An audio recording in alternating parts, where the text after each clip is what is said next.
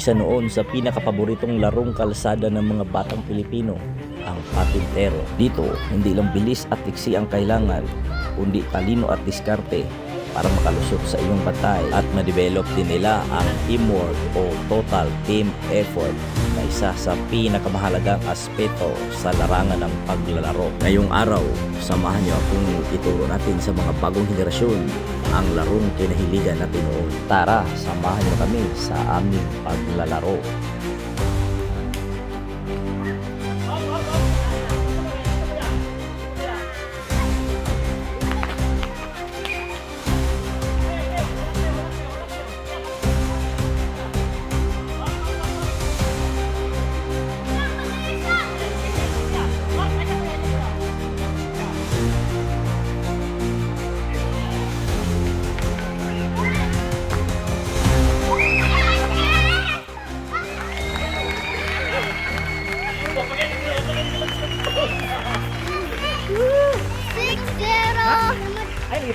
Ah, ngawi mo, magsigas abelgas. 6-0!